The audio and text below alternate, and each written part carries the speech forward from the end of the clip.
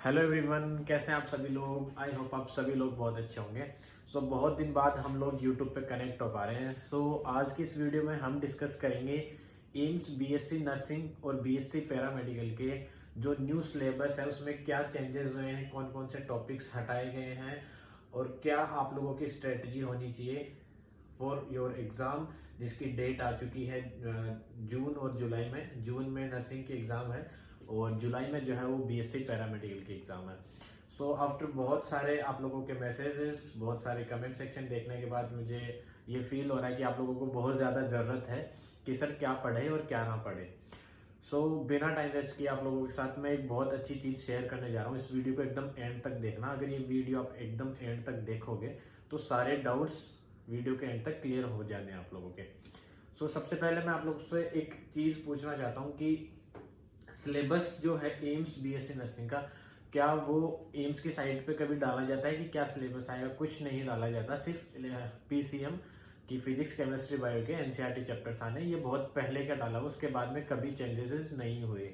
तो इससे पहले की जो एग्जाम्स हो रहे थे उनमें भी जो एनसीईआरटी के कुछ चैप्टर्स थे, मतलब ऑलमोस्ट 95% आप बोल सकते हैं कि एनसीईआरटी से ही क्वेश्चंस आते थे। बट 3 से 4-5 क्वेश्चन हर बार एग्जाम में ऐसे आते थे जो कि सिलेबस से आउट ऑफ रहते हैं, जो कि सिलेबस में नहीं थे वो। तो एम्स का जो है एग्जाम है वो नीट के कंपैरिजन में आप कि नीट का क्या है कि जो एनसीईआरटी में दिया उससे कुछ आउट ऑफ भी आ जाता है तो हाई कोर्ट तक चला जाता है कि बाहर से क्यों आया। लेकिन एम्स ने ऐसा कुछ फिक्स नहीं कर रखा है, ना पहले कर रखा था ना अब कर रखा है। तो आप लोग एम्स की जो प्रिपरेशन कर रहे हैं नर्सिंग की, वो भी यही देख रहे हैं कि कौन से चैप्टर्स हटे कौन से, ऐसा बिल्कुल नहीं करना है। आप लोगों के पास अभी 4 महीने बचे हैं अपनी प्रिपरेशन के लिए। तो आप लोगों को अपनी पढ़ाई स्टार्ट करनी है। बहुत सारे तो यही वेट कर रहे हैं कि सर हमें तो वो जब तक शेड्यूल नहीं आएगा इनके साइड पे, भाई वो शेड्यूल नहीं आएगा। अभी तक आया भी नहीं है और आने का भी नहीं है, क्योंकि पहले भी ऐसा कभी नहीं आता था। तो आप लोगों को क्या करना है, अभी आपकी प्रिपरेशन स्टार्ट करनी है। सर कहाँ से करें?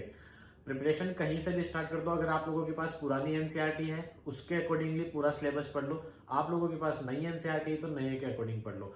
अब मैं आप लोगों को एक अच्छा एग्जाम्पल बताता हूँ कि जो आपका पेपर होगा उसमें 100 क्वेश्चन आने हैं। 100 में से सपोज आप लोग 90 क्वेश्चन का कंटेंट आप लोगों के पास है, चाहे वो पुरानी एनसीईआरटी हो चाहे नई एनसीईआरटी हो, तो आप कहीं से भी पढ़ के 90 क्वेश्चन इजीली पढ़ के वहां पे करेक्ट कर सकते हैं। लेकिन आप लोग क्या कर रहे हैं अभी कि सर वो 10 क्वेश्चन कौन से हैं जो एग्जाम में आएंगे और हमें नहीं पता, उसके पीछे पड़े हो। और जो 90 का कंटेंट आप लोगों के पास है उस पर आप लोग फोकस ही नहीं कर रहे। तो ये एक बहुत गलत चीज आप लोग कर रहे हो कि जो 90 क्वेश्चन जिनको आप पढ़ के एकदम इजीली अपनी dream medical college, even top medical college AIIMS Delhi तक जा सकते हो, उस पर आप लोगों का फोकस नहीं है। और वो क्वेश्चंस आप लोगों को चाहिए जो क्वेश्चंस एग्जाम में आउट ऑफ कंटेंट, आपके आउट ऑफ सिलेबस से आते हैं, वो क्वेश्चन आप लोगों को चाहिए। उन क्वेश्चंस के पीछे आप लोग दौड़ते रहते हो पूरी साल, और लास्ट में पता चलता है कि उन 10 क्वेश्चंस के पीछे जो लोग दौड़ रहे थे उनसे वो 90 में से 30 क्वेश्चन भी नहीं बन पाए। तो ये एक बहुत ही बड़ी बात है जो आप लोगों को पता नहीं होती है। आप लोग कभी उस चीज पे फोकस ही नहीं करते हैं और वो जो अननोन क्वेश्चन है उनके पीछे भागते रहते हैं। तो ऐसा बिल्कुल नहीं करता, ऐसा बिल्कुल भी नहीं करना आप लोगों को। और जो नर्सिंग के जितने भी स्टूडेंट्स हैं वो जीके के पीछे कि सर जीके में क्या आना है, जीके में क्या आना है। भाई जीके में मैं बता भी दूंगा, उसके बाद आप पढ़ भी लोगे। उसमें से अगर क्वेश्चन नहीं आया तो उसके पीछे नहीं दौड़ लगानी है। किसी को भी वो क्वेश्चन नहीं आएंगे। 1-2 क्वेश्चन अगर 10 में से आया तो करना है, नहीं आया तो नहीं करना है। तो आप लोगों के पास जो 90 क्वेश्चन का कंटेंट है उसको एकदम अच्छे से प्रिपेयर करो, अच्छे से उसकी पढ़ाई स्टार्ट करो। स्ट्रेटजी वही फिजिक्स केमिस्ट्री बायो आप लोगों को अच्छे से पढ़नी है। जहां से भी आपने एक बार कोचिंग करी है या फिर ऑनलाइन क्लास ले रहे हो या ऑफलाइन क्लास ले रहे हो, वहां से अच्छे से क्लासेस लो, प्रॉपर उसके एमसीक्यू प्रैक्टिस करो। कम से कम एक चैप्टर के 500 से अबव एमसीक्यू प्रैक्टिस करो। नीट के जो प्रीवियस ईयर के क्वेश्चन है वो करो।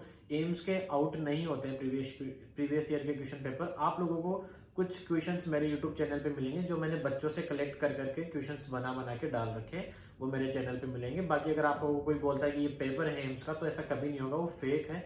बहुत सारे यूट्यूब चैनल पे फेक चीजें, फेक सिलेबस, फेक ये हटा दिया गया, ये जोड़ा गया है। वहां जाके आप लोगों को अपना माइंड डाइवर्ट नहीं करना है। एकदम आराम से अपना सिलेबस अच्छे से पढ़े, एनसीईआरटी जो भी है उससे अपना पूरा सिलेबस करें, फिर उसके एमसीक्यू करें, फिर प्रीवियस ईयर के क्वेश्चन पेपर करें। और 1 महीने के अंदर आपके 2-3 चैप्टर हो गए हैं तो 1-2 दिन निकाल के वीक में जो आपने पिछला सिलेबस पढ़ा है उसका रिवीजन करें।